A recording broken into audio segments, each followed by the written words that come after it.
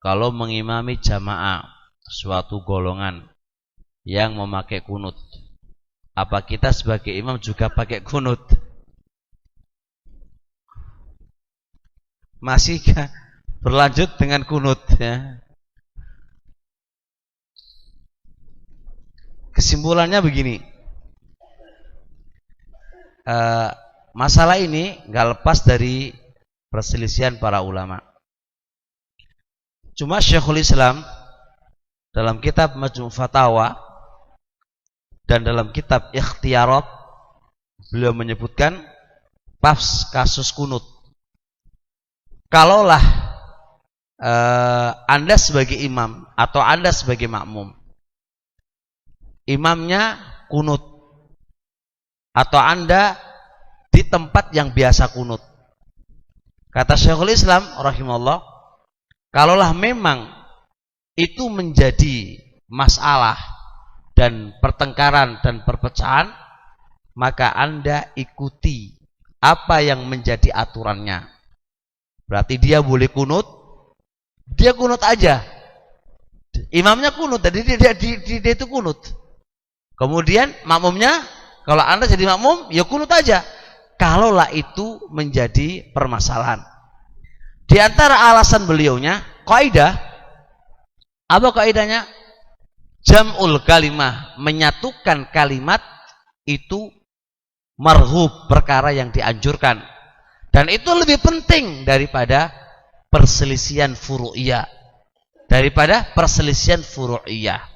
Itu jawaban Syekhul Islam Ibnu Taimiyah rahimahullah. Pertanyaan yang kedua, apakah kunut ini masalah ijtihadiyah ataukah masalah tidak ijtihadiyah?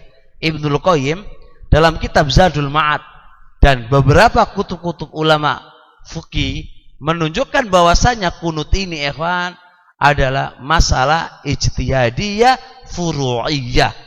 Perhatikan di sini, ijtihadiyah furu'iyah. Jadi nggak sampai pada masalah-masalah keyakinan atau yang lain. Nah, ketika masalah-masalah furu'iyah, yang ini harusnya nggak terlalu dipanjangkan, lebih diutamakan yang namanya jam'ul kalimah. Anda ketahui jam'ul kalimah itu usul min usuli ahlussunnah nomor 1. Usul min usuli ahlussunnah adalah jam'ul kalimah.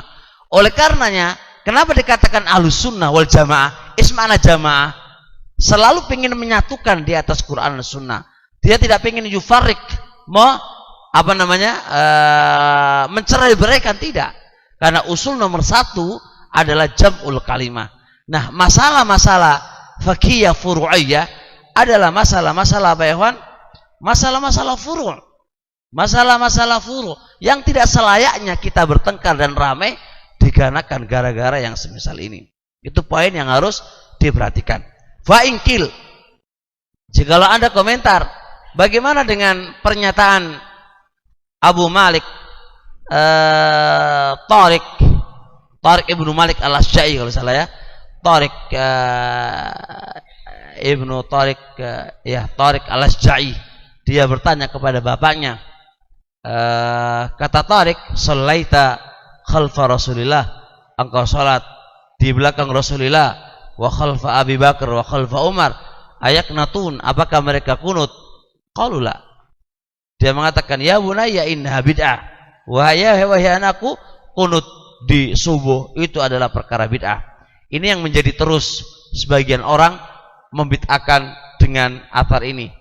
Asar ini ya ikhwan, ketika kita lihat sisi sanadnya aman, gak ada masalah, sanadnya hasan atau sahih. Cuma diskusinya di sini, di kutubul madzhab, yang ini harus butuh mental lebih banyak lah. Di kutubul madzhab, masalah ini ikhwan khilafiyah bainas sahabat. Jadi ini masalah-masalah khilaf di antara para sahabat. Setelah sahabat langsung tabi'in dan sampai sekarang. Sehingga kalau ini perselisihan itu ada di para sahabat dan masing-masing memiliki dalil. Karena dalil yang dipakai ini kan menjadi apakah hadis ini sahih ataukah tidak. Qanata Rasulullah sallallahu alaihi wasallam, Rasulullah itu kunut di fajar hatta faraqad dunya, sehingga Rasulullah itu apa? Sampai wafat kunut subuh terus sampai faraqad dunya. Memang hadis ini dari jalan Abu Ja'far Ar-Razi. Abu Ja'far Ar-Razi itu adalah sul hifdz. Itu di biografinya dia lemah hafalannya. Tapi permasalahannya di sini ikhwan, orang-orang yang mentaksih hadis ini juga banyak dari kalangan mutaqaddimin yang mengatakan hadis ini sahih. Karena Abu Ja'far Ar-Razi ini walaupun dia lemah, masih banyak syawahid yang mereka datangkan. Nah, mereka itu menganggap ini hadis ini sahih. Nah, kalau menganggap hadis ini sahih, Anda tubadi'u, apakah Anda bid'ahkan? Apalagi sahabat yang melakukannya. Apalagi mazhab arba'ah qaul jumhur melakukannya. Antum katakan mereka mubtadi semuanya, bid'ah semuanya. Ya, hita'ani dalam berbuat, ini kan butuh. Maka bagus sekali ucapan Ibnu Qayyim dalam kitab Zadul Ma'ad dan beberapa makalah-makalah ulama yang mengatakan bahwasanya ini adalah setelah menyebutkan khilafat, belum mengatakan apa? Waman am'ana bi'insaf, siapa yang mau meneliti dengan insaf, bahwasanya ini masalah-masalah khilafiyah, furu'iyah, masalah ijtihadiyah, ijtihadiyah. Bahkan ada yang syarah itu masalah ijtihadiyah yang tidak perlu diperpanjang permasalahan. Yuhadzir gara-gara masalah ijtihadiyah yang demikian ini. Tapi poin yang kedua, saya minta kepada orang-orang yang membawa athar ini untuk datangkan satu ulama saja yang memahami itu athar, yang memahami itu athar sehingga itu dihukumi bid'ah setelah dari kalangan tabi'in dan tabi'ut tabi'in. Saya minta ini. Karena apa? Karena kalau itu bid'ah, fa kaifa Imam Ahmad? Bagaimana Imam Ahmad? Bagaimana Imam Malik? Bagaimana Imam Syafi'i yang mereka semuanya menyuruh dan menganjurkan untuk kunut di belakang kunut? Ini kan sesuatu pertanyaan yang besar. Kemana semuanya ini? Kemana semuanya ini? Apa kita lebih paham daripada mereka ini?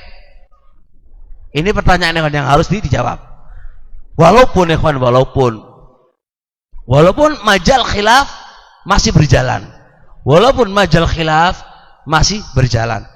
Adapun anak pribadi ya kawan. Anak mau milih anak pribadi. Permasalahan majal untuk memilih. Selama itu membuat rame gara-gara ini, maka lakukan Anda kunut daf'un, mencegah sebuah perpecahan, perselisihan yang berlanjut. Maka ini masalah-masalah furu'iyah. Tapi selama itu tidak ada, maka al-amru ikhwan, kita mengamalkan apa yang kita ketahui bahwasanya Nabi alaihi salatu wassalam, hadis yang dipakai oleh mereka adalah lemah, dan kita mencontoh imam ketika imam itu sesuai dengan kita di dalam masalah pemilihan. Innama ju'ilal imam liyutamma bi. Imam dijadikan untuk diikuti kalau itu mencocoki sunnah. Dan bagaimana ikatan mencocoki sunnah? Ya menurut kita sebagai makmum. Menurut kita sebagai makmum. Ini kaidah asal yang saya pilih. Tapi ketika pemilihan ini membawa sebuah keributan dan seterusnya, maka ikhwan, jam'ul kalimah itu lebih dipentingkan daripada masalah-masalah furu'iyah ini. Contoh, antum jadi imam dan mereka itu kunut semuanya. Kalau antum gak kunut, salah piye? Buyar sholatnya semuanya. Apakah antum komitmen untuk itu? Bahkan mungkin antum dilempari batu atau yang lainnya kan? Karena batal sholat kita karena gak ada kunut. Dan begitulah orang-orang awamnya mereka begitu. Begitulah orang-orang awamnya begitu. Tabehan begitu. Barakallahu fik.